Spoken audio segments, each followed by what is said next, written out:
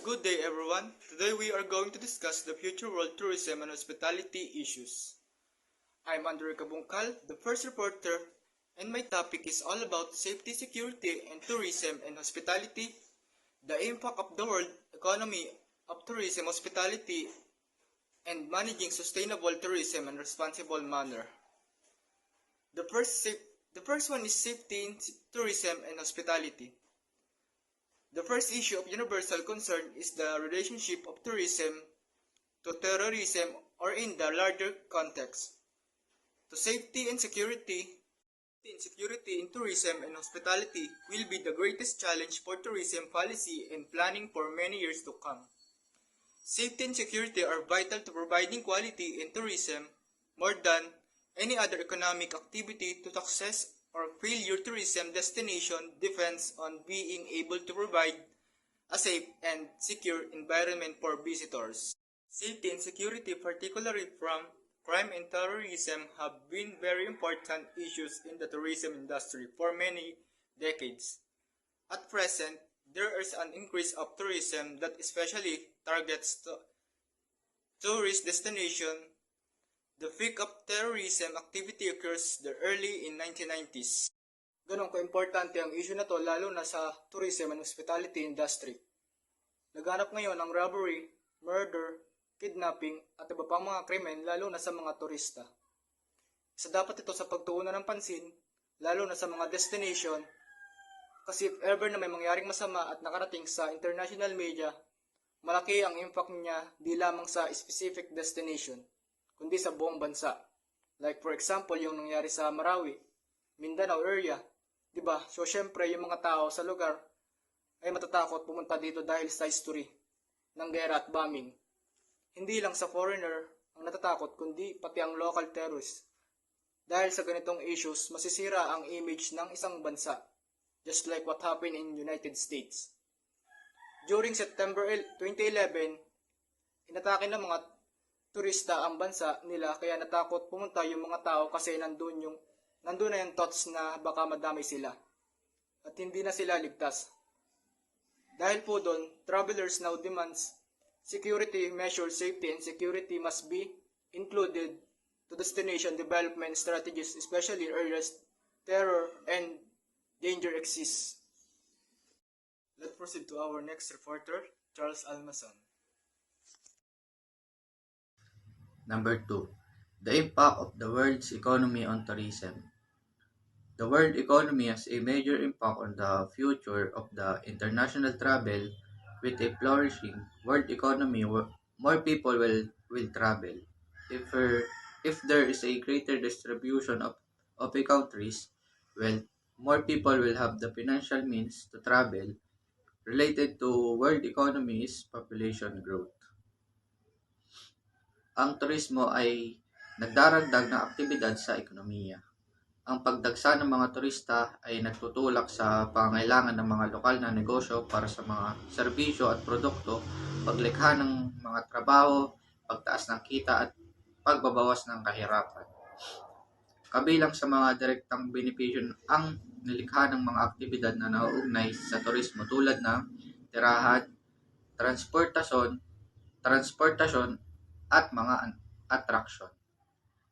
Over the last 20 years, there has been a growing awareness of the impact tourism has on the environment and societies in which tourism takes place. As mass tourism first developed along the Spanish coast and other areas, there was little concern for the negative impacts that tourism was having on the environment of the area or on the lives of the people living in the area. In recent years, concepts such as ecotourism, responsible tourism, and sustainable tourism have emerged. This is as a result of more research being undertaken into the range of impacts tourism creates and the ways in which these impacts can be managed more carefully. And we have 4 economic impacts of tourism. The first one is infrastructure development. Tourism provides the government and private sector with the revenue to invest in the infrastructure required for tourism activities. The second one is natural resources. Tourism can provide incentives for protecting and preserving natural resources and ecosystems. The third one is cultural presentation. Tourism also plays a role in preserving historical sites and cultural traditions. The last one is local entrepreneurship and small business growth. The influx of visitors to a destination can also stimulate the growth of small, locally owned businesses. Sustainable tourism in a responsible manner. The third word tourism issue is managing sustainable tourism in a responsible manner. Sustainable. Ang managing sustainable tourism in a responsible manner ay developing and managing sustainable travel, tourism practices and responsible manner isn't an immediate change. It's about considered learning and putting what you have learned in action. Ito ay hindi lamang tungkol sa pagiging conscious kapag naglalakbay at sa inyong buhay, yung sarili na mamumuhay na matatanggap at ito bilang isang pangunahing bahagi ng iyong pag-aaraw-araw na buhay. Ito po rin yung nagsimula ng travel or tayo nagtitrip. Ito po yung nakikita po natin na magagandang lugar po natin na pupuntahan sa planeta natin. At bakit po rin at importante po natin malaman itong responsibilidad and sustainable tourism. Important po natin sa ating na paglilesson po nito. Ang contribution nito ay humahantong sa mas malakas na benepisyo. Ang mga pinakabasa ekonomiya mula sa turismo ay maaaring makatulong sa pagsusuporta sa infrastruktura o mga lokal po nating nakikita sa isang komunidad at buong bansa po rin. Mas marami makakapagtulong para sa mga lokal po din at sa pagkakahalata ay mapabuti ang kalidad ng buhay ng mga lokal na. At ang main focus po natin sa sustainable tourism ay social justice, economic development, and environmental integrity. Bakit din mahalaga rin mag-ensure ng tourism industry ng sustainable into the future important. Mahalaga ang mapapanatiling turismo dahil itinitiyak nito na ang mga benepisyo ng turismo ay higit sa mga negatibo na ginagawang positibo. Katulad ng mga models of tourism, culture, heritage, language, wildlife, natural resources, our environment, and everything else that makes this planet special are protected. And ito po yung importante kung bakit sustainable tayo sa sustainable tourism. At sa pag-unawa ko po din sa sustainable tourism, sa simpleng salita ay kinakabilang ng pagsasaalang sa anumang maaaring mangyayari o posibleng epekto ng turismo sa kasalukuyan at hinaharap na istrukturang panlipunan, kapaligiran at pang-ekonomiya sa isang lugar at kabilang dito ang paggagawa ng mga hakbang upang mapangalang ang biodiversity at kultura na pamana ng lugar na iyon. Ito po yung napaunawa ko po sa sustainable tourism and responsible matter. Number 4. Tourism Policy Strategic Planning. Tourism Policy Strategic Planning is the fourth major world tourism issue.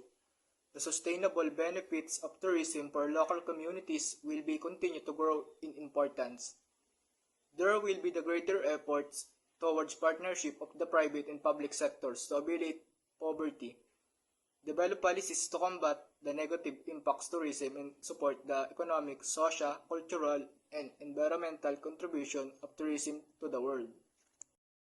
Ang tourism policy planning ay importante kasi habang nagpaplano ka kung paano mo i-develop or ayusin ang isang lugar, kailangan nag-apply ka rin ng policy, di maapektuhan yung kalikasan. Maaaring umulad ang lugar pero ang kapalit naman nito ay ang pagkasira ng kalikasan. Kailangan mayroong rules and regulation na sundin at the same time kailangan may plano para sa develop ang tourism sector. Like for example, may mga places mahirap puntahan, kailangan nilang magplano kung paano mapaunlad ang kanilang lugar. Kagaya na lamang ng pagpapaganda ng mga kalsada, mayroong accommodation through online para less hassle sa mga tourists, at also makapag-book sila ng ahead of time. Kailangan manatili ang isang ganda ng lugar at importante ang pagpapaplano kung paano ito pauunlarin. Like yung places na mahirap puntahan, pwede silang magplano dito sa accommodation and transportation ng mga turista.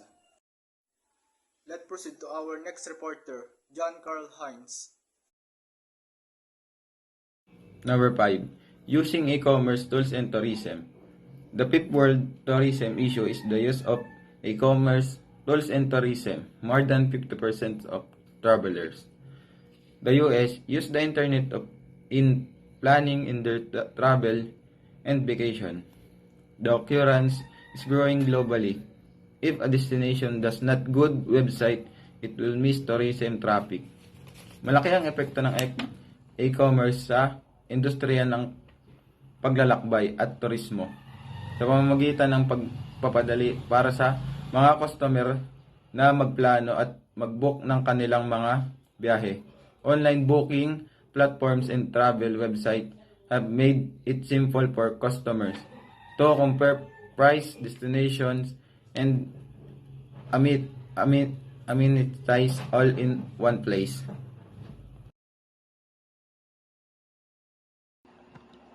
Tourism education and training. The sixth major tourism issue is tourism education and training. Globalization and innovation will be outstanding feature of tourism education and training. In the future, several innovations are taking place at the same university. The future of tourism education and training is needed, shaped by globalization and innovation. As the tourism industry continues to grow and evolve, it becomes crucial for education institutions to adapt and respond to the changing dynamics of the sector. Good afternoon, ma'am.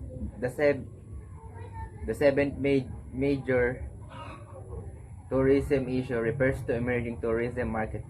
China and India are the two emerging tourism markets in the near future. These two countries account for about 1/3 of the world's most population. Each country's economy is exploding, and a greater segment of the population is anxious to travel. Isa din po ito sa issue, the seventh major tourism issue. Ibig sabihin po ng emerging tourism issue is ang pagtaas ng ekonomiya sa bansa. Ang China at India ay dalawa sa two emerging tourism markets balang araw in the near future. At ito daw pong dalawang country na to ay one third of the world's ayon sa survey of the, and pagtaas daw po ng tourism markets ay nakakaapekto din ito at nakakabahala sa pagta-travel. So, pangwalo po dun sa the future world tourism and hospitality issues. So, pangwalo po ay quality tourism, products, and experiences. The 8 major tourism issue is quality tourism and product and experience. Tourism demand greater variety, flexibility, and quality in their tourism products. Quality in tourism experiences is usually high on the tourist list. So, ito po ay napasama dito sa the future world tourism and hospitality issues. So, nakapaloob po dito sa aking pong binasa o binanggit ay ang tourism daw po ay nagdidemand ng iba-iba. At sabi dito, pag sinabi po natin iba-iba, nakalagay po dito yung variety. So, flexibility and quality. So, pag sinabi naman pong quality ay yung parang kalidad o yung customer ay parang masasatisfied. So, in their tourism products. So, dun po sa mga products. So, quality in tourism experiences is usually high on the tourist list. So, kasama po yun sa lista nila. Yung quality tourism, products, and experiences. So, bakit nga po ba? So, dahil po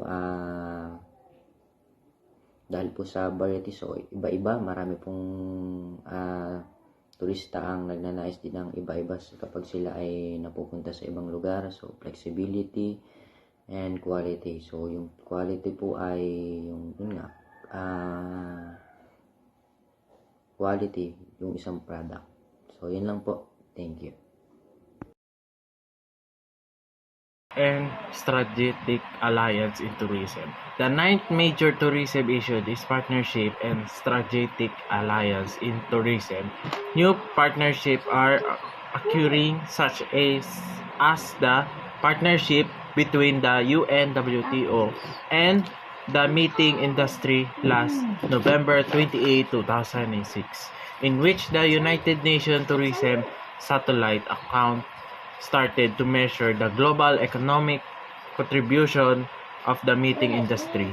Other partnerships are introducing competition, the use of cooperation and competition in which the available opportunity are unlimited.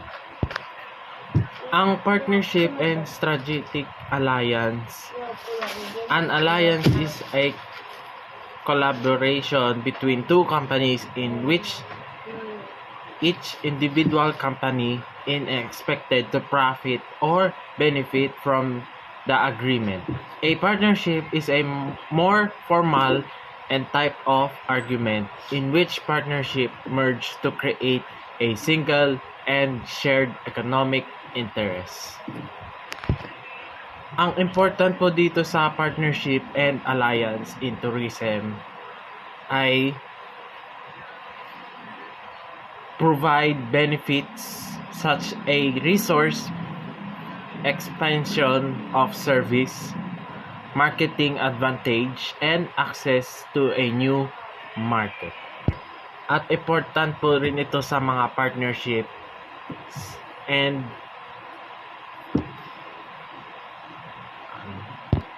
alliance, strategic alliance are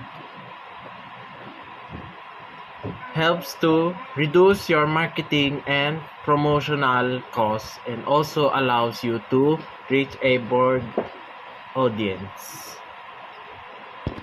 At ang advantage po rin dito sa partnering and strategic alliance, the maintain advantage of increasing access to resources, new markets, and knowledge. This alliance also allows the companies to share expertise expertise and expand their consumer base. Ang difference lamang po dito sa partnership at sa strategic alliance. Alliances are often formed to share resources, expertise, or marketing access to achieve a common goal. Unlike partnerships, the member of the alliance do not necessarily share ownership of the venture and retain their separate identities. Number 10 natin is the impacts of health issues on tourism. The 10th major issue is the impacts of health issues on tourism. Most travelers avoid areas that have high health risk. Diseases spread more rapidly due to travel particularly through international aviation. Reports released by the Harvard researchers shows the flu virus spread more rapidly due to the international tourism, especially air travel. Fear of disease reduces travel's demand.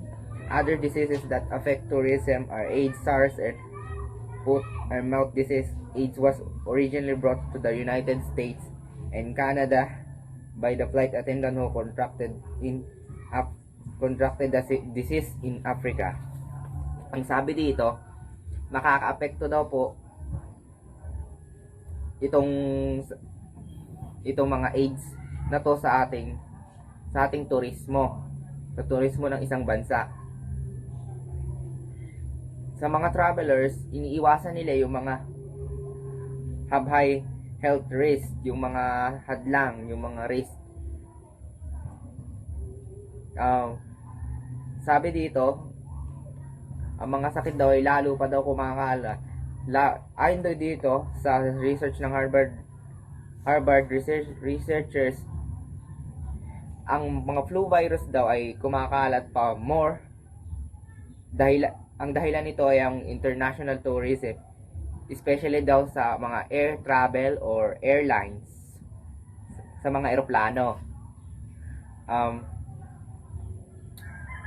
Sabi dito, fear of disease, pagiging takot daw sa sakit is nare-reduce yung travel demand, nababawasan.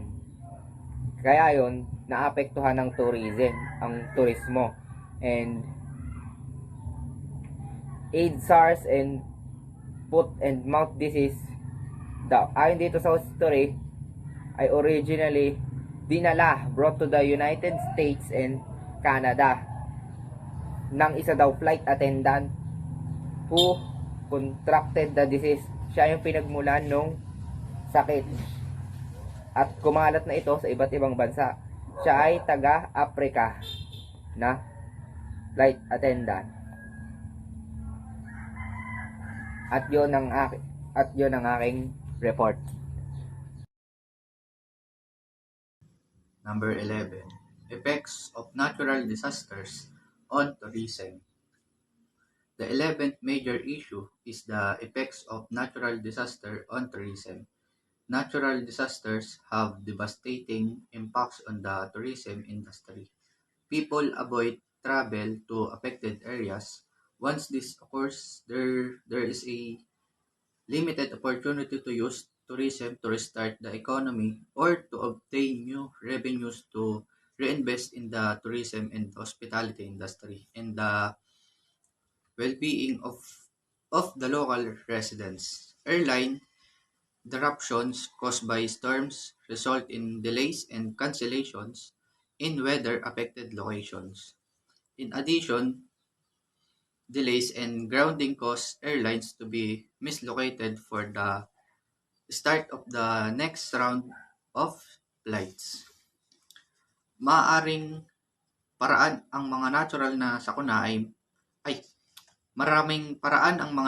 sakuna ay maaaring makaapekto sa sektor ng turismo.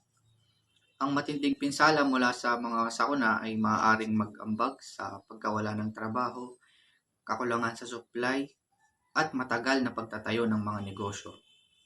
Maaari rin itong maantala ang mga transportasyon, ilipat ang mga pondo ng gobyerno mula sa turismo at maimpluwensyahan ang negatibong media. and tourism. The 12 major tourism issues is climate change and its impact on tourism. Global warming is a growing concern for travelers. Recently published research by the World Wildlife Fund document the ecological footprint of human activities and around the world, many of which are embodied in international travel and tourism. Ito po rin ay nakaka-apekto din sa mga tourists kapag tayo po ay nasa Pilipinas, yung mga travel, kung gusto nyo pumunta. Basta ito po rin yung climate change affect Philippine tourism. At the same time, tourists is highly vulnerable to the triple planetary crisis of climate change, loss of biodiversity, and pollution, including extremely weather events, forest fire, rising sea level, loss of coral reefs, food insecurity, damage to assist, and increasing insure costs and safety considered. Ang pagbuo ng kuryente at ang init sa pamamagitan ng pagsunog ng mga fossil fuel ay nagdudulog ng malaking bahagi ng global warming. Karamihan sa kuryente ay nagbubuo pa rin ng pamamagitan ng pagsunog ng carbon, langis o gas po rin. Mga malalakas na greenhouse gas na tumatakli sa earth, nahuhuli sa init ng araw. Ayun po rin yung nangyayari po sa atin kapag tayo ginagamit po na ibang pagsasama sa mga nature or sa ating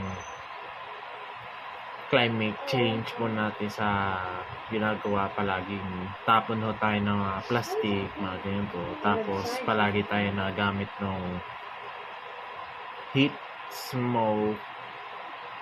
Yan ang nagkaka-smoke po rin. Ayan po. At ang explain ko po ng simple ay climate change is a long-term change in the arranged weather patterns that have come to define Earth local and regional and global climates. These changes have a broad range of observation effects that are synonymous with the term. At ito po rin yung climate change cause ng mga tourist po din. Or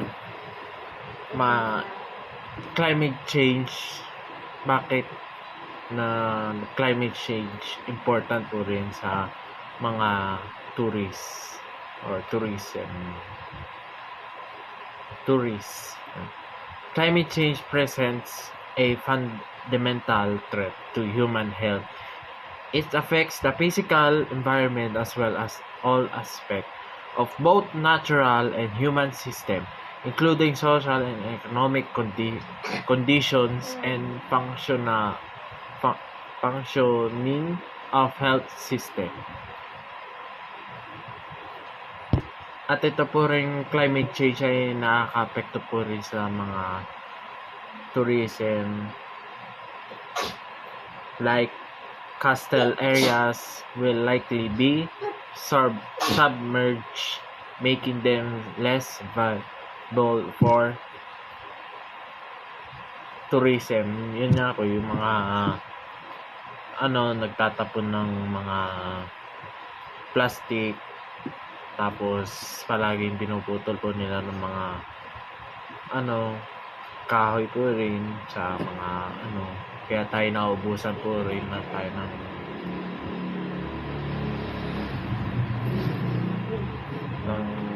po yun nga, pagka climate change Nainit po ba kasi na nangyayari po sa atin ngayon. Kaya po ay mag-iingat po rin.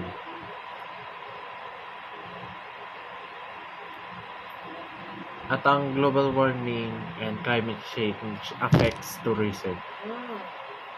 Climate change would shift patterns of tourism towards higher altitudes and latitudes. And the tourism may double in cooler countries and fall by 20% in warmer countries. For some countries, international tourism may treble, whereas